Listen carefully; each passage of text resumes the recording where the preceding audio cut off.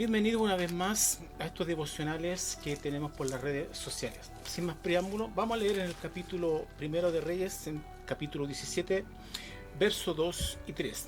Dice así: Y vino a él palabra de Jehová diciendo: Apártate de aquí y vuélvete al oriente y escóndete en el arroyo de Kerit, que está frente al Jordán. No sé cuántos de ustedes han escuchado alguna vez que aquellos que hacen el servicio militar, no sé si en otros países será lo mismo, las primeras semanas se les llama aporreo, donde a los soldados primerizos les enseñan a respetar las autoridades. Lo hacen con un objetivo: que aprendan a valorar las comidas, que aprendan a valorar la cama. Muchos empiezan a extrañar la familia, muchos empiezan a extrañar su hogar, su familia, su madre. Pero es un periodo importante de preparación para los soldados.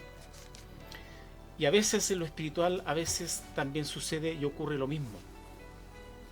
Dios a veces necesita tratar con nosotros. Dios llamó a este hombre Elías y ahora le dice algo: escóndete en una cueva. Y en esa cueva solamente iba a ser alimentado por pan y agua, y los ciervos o los cuervos, ¿cierto?, le iban a llevar de comer. La pregunta es: ¿por qué hace Dios esto? ¿Por qué Dios a veces utiliza el sufrimiento? ¿Por qué a veces Dios nos hace pasar por aguas turbulentas? Y esas, en el fondo, tienen un objetivo. Dios a Elías lo estaba preparando para una tarea mayor. Hay unas palabras que me quedaron dando vueltas de A.W. Tozer, no sé si alguno lo ha escuchado alguna vez, y le saqué estas palabras y que son bastante interesantes.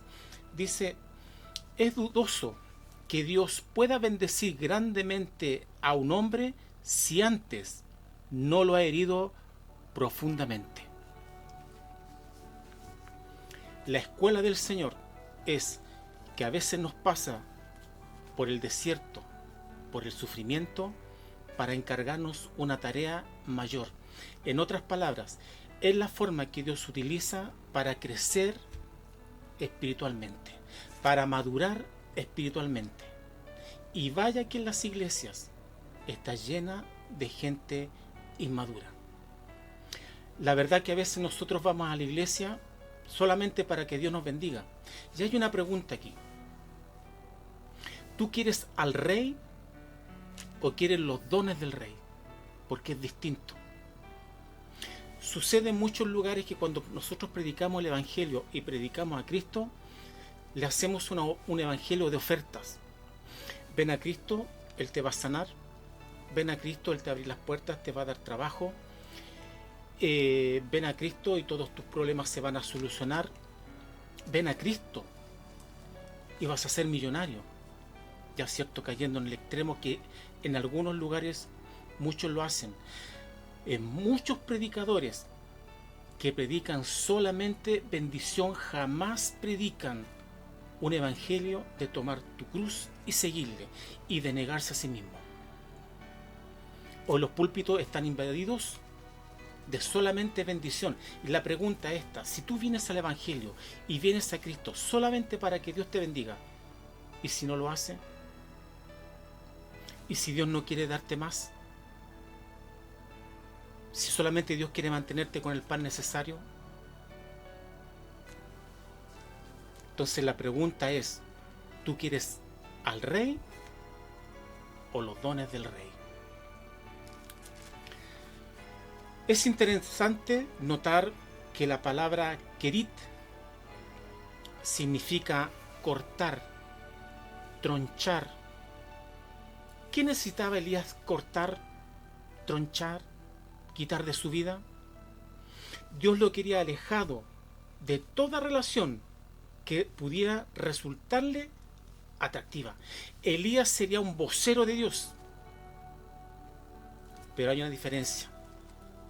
Después de esa escuela, de la escuela del sufrimiento, de la negación, saldría como un hombre de Dios. Elías había orado para que hubiera sequía, y no por una semana, no por unos meses, años. Años habría sequía. En Primera de Reyes, en el capítulo 17, verso 1, podemos leer así: entonces Elías Tispita, que era de los moradores de Galat, dijo a Acab: vive Jehová Dios de Israel, en cuya presencia estoy, que no habrá lluvia ni rocío en estos años, sino por mi palabra. Dios a través de Elías estaba profetizando que habría sequía. ¿Cuántos años de sequía? Años. Yo me pregunto, ¿cuántos en esta misma hora estarán pasando por una sequía?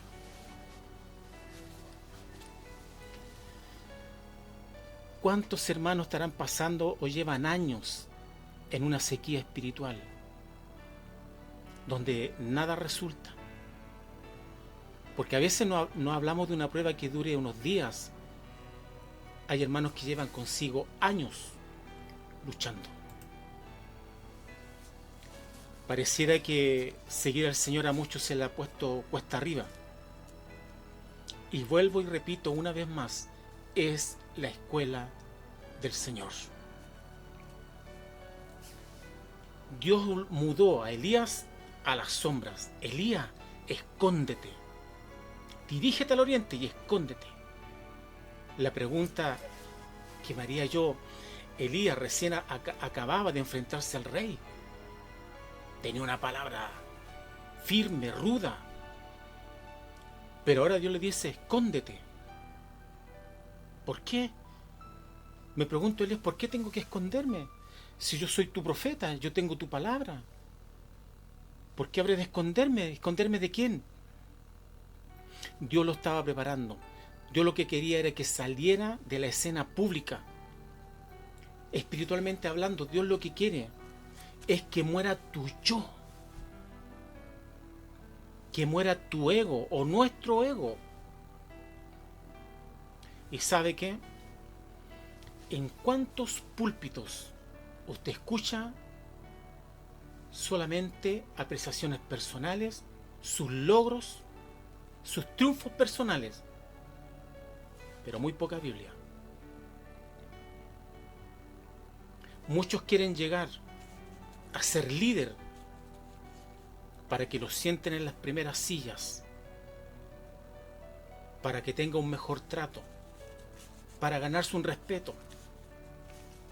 Muchos desean lugares de preeminencia solamente por ego. ¿Cuánto ego hay en muchos líderes y predicadores? Que yo soy mejor predicador, que yo lo hago mejor, ¿qué harían sin mí? Sin mí no harían nada, yo soy el que sé más, los demás no saben nada. A estas personas Dios necesita llevarlos a la escuela del sufrimiento para bajarles el yo. Llama la atención que hay líderes bien conocidos o con mucha experiencia, pero están dotados, impregnados de ego. No soporta que se les diga algo que les llame la atención o les den, o que se les pueda dar una sugerencia, porque inmediatamente los ponen en el congelador.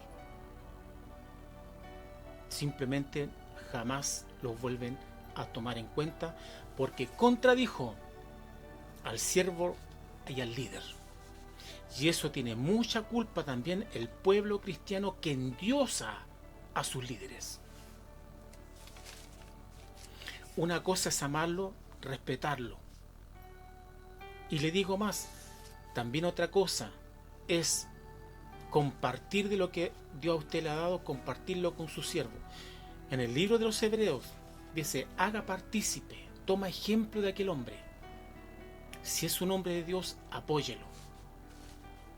Pero hay muchos que quieren ser líderes, pastores, predicador, solamente con un fin: tener un lugar de privilegio, de preeminencia, porque les gusta mandar, porque les gusta estar en los primeros asientos, porque les gusta estar en la vista, en la retina de todos, sentir sus aplausos, sus abrazos.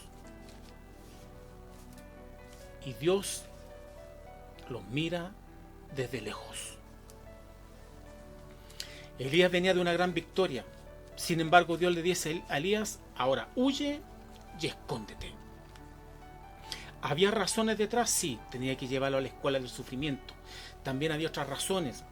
Quería protegerlo de Acab.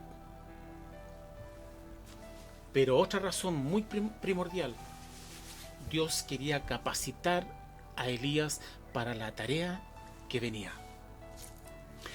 La provisión de Dios. En Primera de Reyes 17:5.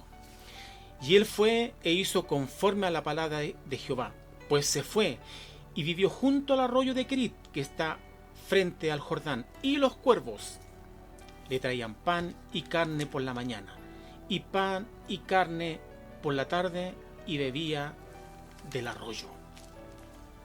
Elías obedeció. ¿Cuántas veces, amados, queremos evitar esa escuela?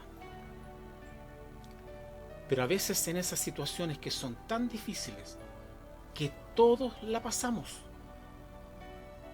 Dios quiere encontrarse con nosotros. Detrás de ese sufrimiento, de esa pérdida, Dios quiere aparecerse en el camino para que tú pongas los ojos y te des cuenta de que solamente tienes un amigo fiel, que solamente tienes una persona que jamás te va a abandonar. ¿Cuáles son los objetivos de Dios en todo esto? Formar tu carácter. Formar tu carácter. Si hay algo que el pueblo cristiano les decía anteriormente, que para ser líder, para ser diácono, anciano, para tener liderazgo, nos queremos saltar esa escuela. Nos queremos saltar la fila. No queremos pasar por ese proceso, pero es necesario, porque ahí Dios se encuentra con nosotros, ahí Dios nos hace madurar. Ahí en la soledad, en el sufrimiento, porque digámoslo, cuando usted está sufriendo, cuando está en un hospital, cuando vienen las visitas, espectacular, pero luego las visitas se van y usted queda solo. ¿Es difícil? Sí, pero es la escuela del Señor. Elías necesitaba ir a la montaña, estar solas con Dios. Es el curso intensivo de Dios. Y añade algo más. En el mismo capítulo 17, en el verso 7, dice: pasando algunos días, se secó el arroyo.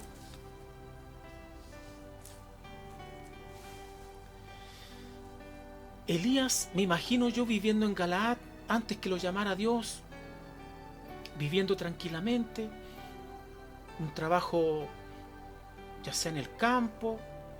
Les decía yo anteriormente que no da mayores detalles, no nos dice si era casado, si tenía familia, pero llevaba una vida. Y ahí estaba Elías, tranquilo, sosegadamente.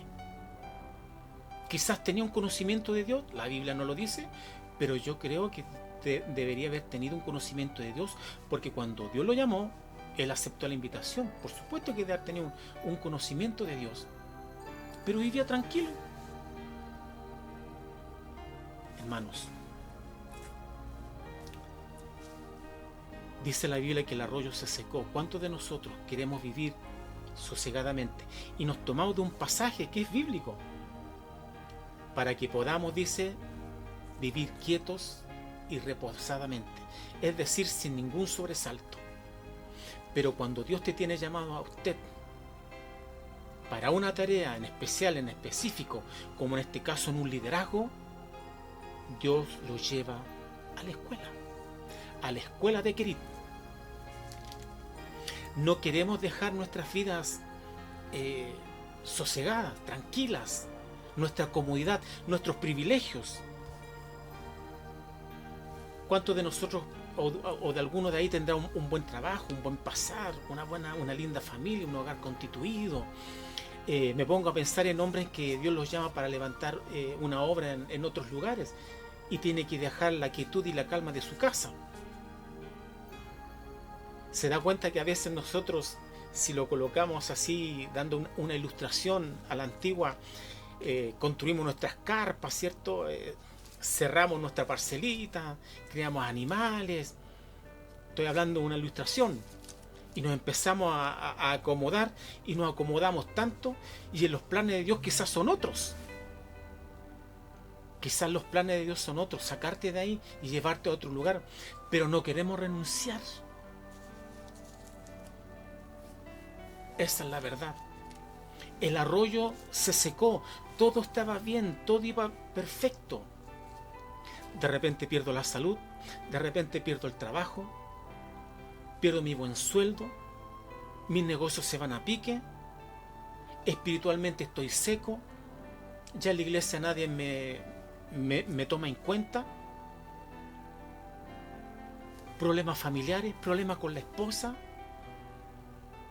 El arroyo se secó. El arroyo se está secando. Y muchas veces, nos pensamos, todo lo que yo hago, ¿valdrá la pena? El seguir a Cristo, con todo lo que estoy viviendo y pasando, ¿valdrá la pena? Como que las oraciones no tienen respuesta. Todo va bien. De repente se secó el arroyo. Hay una historia en un libro de grandes, bueno, entre comillas, siempre hay que hacer esa salvedad, ¿cierto? Pero grandes hombres que han quedado en la historia.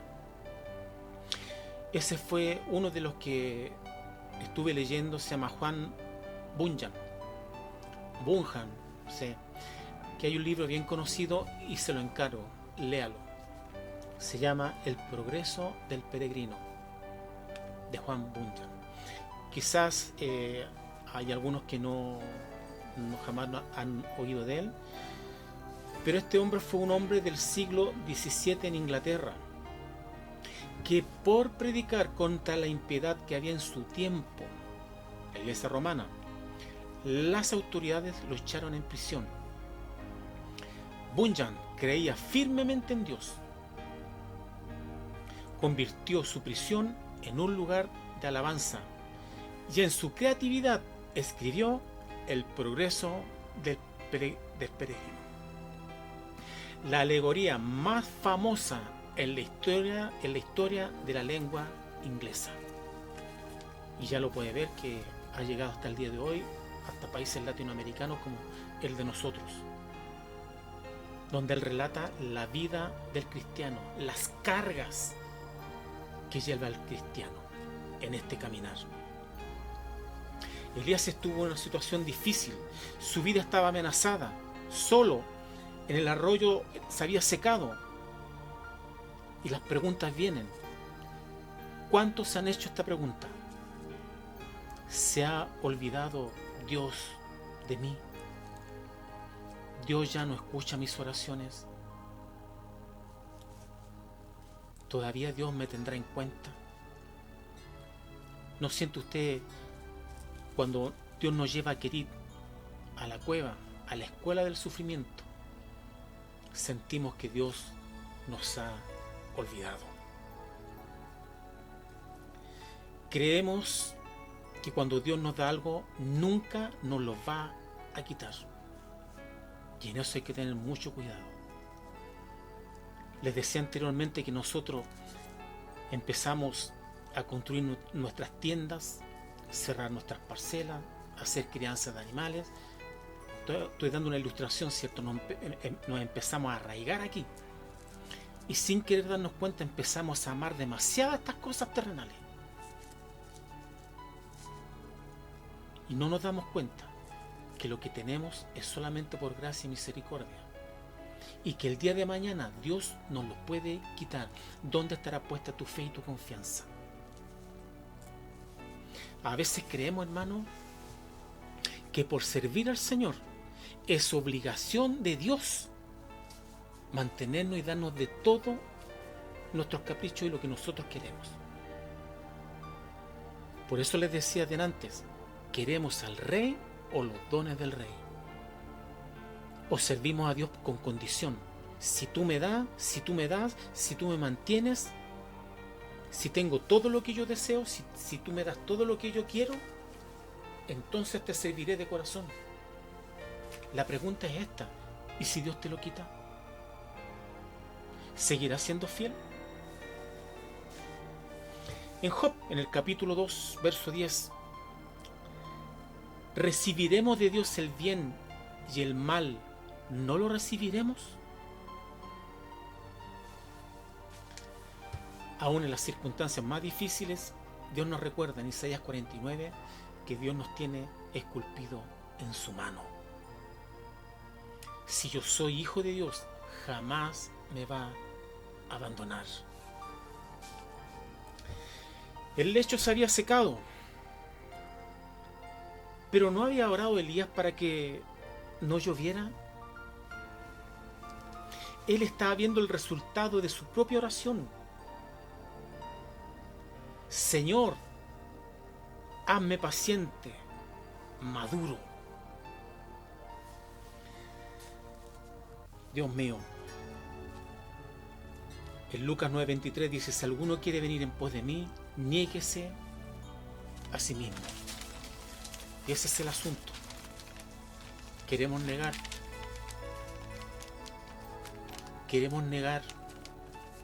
lo que tanto nos ha costado, lo que tanto queremos. ¿No será que Dios le ha quitado justamente eso porque lo amaba demasiado y está sacando los ojos de Dios? Qué distinto, hermano, son estas enseñanzas que nos da la Biblia a muchas predicaciones que escucho hoy en día, donde todo solamente es bendición, donde dicen que usted jamás ni siquiera puede estar enfermo, que si la bendición de Dios está con usted, usted no puede perder nada y no le puede pasar nada. Elías debía aprender a estar en reserva, en el anonimato, para poder escuchar la voz de Dios. Una vida escondida, eso es ser discípulo. Una reflexión. Hoy en día se discute mucho si hay apóstoles hoy en día. A mi manera de pensar, que creo que es bíblica, los apóstoles no se acabaron con el apóstol Pablo, no hay más apostolado, no hay más apóstoles. Pero que aquellos que quieren seguir llamándose apóstoles o que quieren ser apóstoles, o se autonombran apóstoles, ¿qué ha sufrido usted por la causa del Señor para ser apóstol? Vea las páginas de la Biblia lo que sufrieron y después me cuenta si quiere ser apóstol.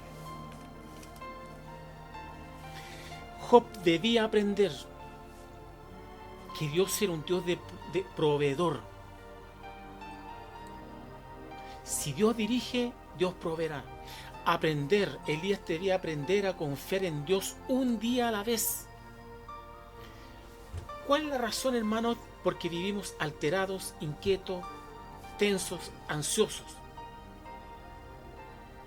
¿Se ha puesto a preguntar? ¿Por qué me invade la ansiedad? ¿Por qué siempre ando inquieto? ¿Por qué hay algunos que tienen que tomar pastillas para dormir, somníferos? Andan inquietos, ansiosos, tienen angustia, tienen el miedo al día de mañana. ¿Hemos aprendido realmente a confiar en Dios cada día? Es la lección que Dios le estaba dando a Elías. Un arroyo seco es muchas veces una señal de complacencia de Dios. Y hay muchos ejemplos alrededor de la Biblia. Abraham se encontraba en la cumbre de su carrera. Dios le había dado ese hijo que tanto deseaba, ya siendo de edad avanzada. Era su alegría, era su vida. Pero de repente la voz de Dios vino a él y le dijo: ahora dame tu hijo. Pablo, en medio de un exitoso primer viaje misionero, espectacular, pero en Listra lo agarraron a piedrazos y lo sacaron como muerto. José fue echado en una cárcel egipcia. Yo siempre me he hecho una pregunta. Me imagino a José ahí en la cárcel diciendo, ¿qué hice yo? Y no lo que usted a veces se pregunta, ¿qué hice de mal? ¿Por qué mis hijos salieron así? ¿Qué hice yo de mal? ¿Por qué me pasan estas situaciones? ¿Qué he hecho yo? ¿Significa esto que Dios estaba disgustado con ellos o con usted? No. Nuestro Señor mismo pasó por el Getsemaní. Esto, amados hermanos, la vida cristiana es una carrera de obstáculos. Dios utiliza medios para prepararnos, para poder vencer obstáculos. Entre ellos, una buena pregunta. ¿Siente usted que tiene obstáculos? ¿Se ha hecho una mirada a usted? ¿Qué obstáculos hay en mi vida para que Dios me use plenamente? Porque Dios tiene que hacerme pasar por aquellas situaciones. ¿Se ha pensado usted por qué Dios no lo usa plenamente? ¿Será que harán obstáculos? ¿Se ha mirado usted?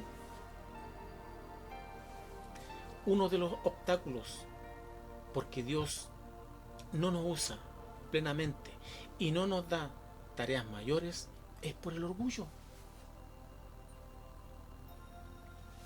Dios sacó a Elías, Dios lo sacó de la atención pública, lo sacó de la mirada, del escrutinio público.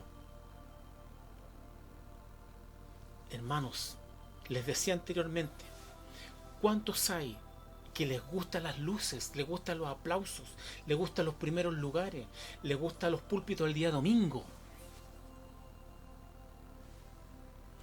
Les gustan las campañas donde hay harto público, porque quieren lucirse. Entonces a veces Dios nos saca de allí y nos lleva y nos saca de la atención pública y nos empieza a enseñar y a sacar ese orgullo de nuestros corazones. Nos gustan las luces brillantes, pero Dios persiste en escondernos. Los púlpitos, les decía anteriormente, llenos de ego, se exaltan a sí mismos y hablan más de sus logros personales que de la Biblia. Dios quiere sacar de nosotros el temor. ¿Cuánto le tienen temor al día de mañana? Él nos introduce a nuevas profundidades de madurez. A medida que nuestros temores son vencidos, aprendemos a caminar por fe.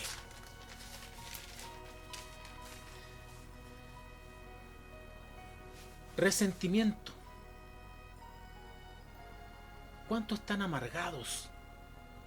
Porque Dios no te puede usar plenamente, porque a lo mejor hay amargura en tu corazón. Es un doloroso proceso que dejará al descubierto una capa de resentimiento. ¿Cuántos arrastran resentimiento desde niño, desde pequeño, o de joven, o de adulto? Es motivado por la ira que experimentan al ser obligados a abandonar esos derechos que creemos que nos pertenecen. ¿Ha escuchado esa palabra, tengo derecho? Hoy en día todo el mundo está peleando por sus derechos. Y es lo que yo le decía, si yo sigo al Señor tengo derecho a estar bien. Y le voy a decir algo más. Generalmente el resentimiento tiene origen en la falta de perdón. Esto, hermano, es un devocional, pero si quisiéramos expandir este tema. ¿Sabe que hay hermanos que tienen pelea con otros hermanos? Se van de la iglesia a otra iglesia, pero se van molestos, se van enojados, se van atados. Se cambian de iglesia porque el hermano le cae mal y no lo quiere ver más. ¿Cuánto resentimiento hay? He sabido de casos donde hay hombres que se han ido de la iglesia o han peleado, discutido con el pastor porque no lo nombran anciano o diácono. Y eso causa en él resentimiento. ¿Cuántos hermanos predican con ira y resentimiento en las iglesias? Porque no han sanado su corazón.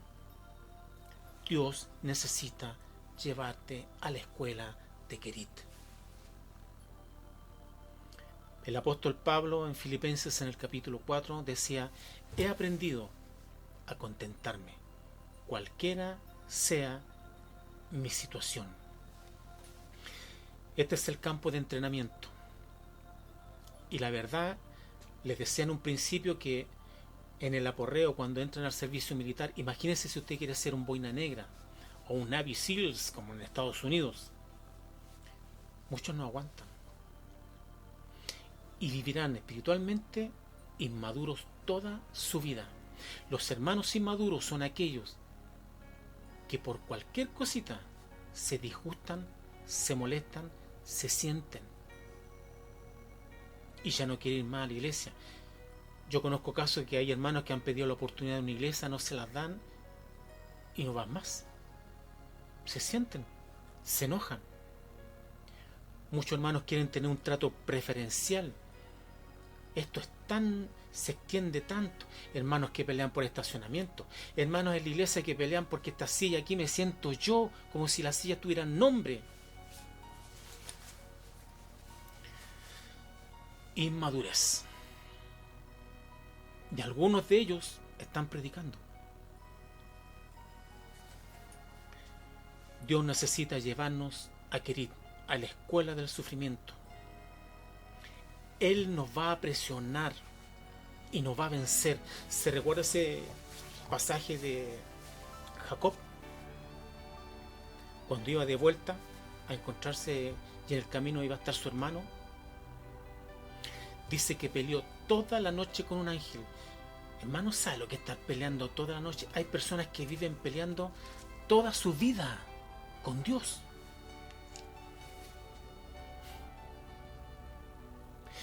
Jacob confiaba en sus fuerzas. Por eso que el ángel, cuando rayó el alba, le tocó la cadera y quedó cojo. Póngase en esta situación. Se iba a encontrar con su hermano. No sabía con qué intenciones venía Esaú. Imagínense si hubiera sido una pelea y el cojo. Físicamente Jacob ya estaba mermado. Solo tenía una opción, hermanos: confiar en Dios.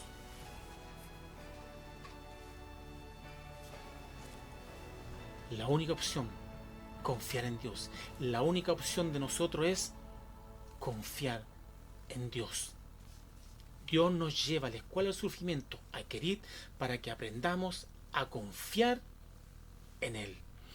Elías en Querit se convirtió en un vigoroso hombre de Dios. Un hombre profundamente espiritual, donde ni lo alto ni lo bajo, como decía el apóstol Pablo, nada nos puede separar del amor de Dios. Aunque ese texto, cierto, se refiere al amor de Dios hacia nosotros, pero Dios quiere nuestra confianza, fidelidad, integridad, y que maduremos. Hermanos míos, para cerrar, no existe otra forma de madurar. Si Dios te lo tiene para cosas mayores, ya sea un liderazgo o una tarea superior, grande, de hecho en su propia vida, en su propia familia,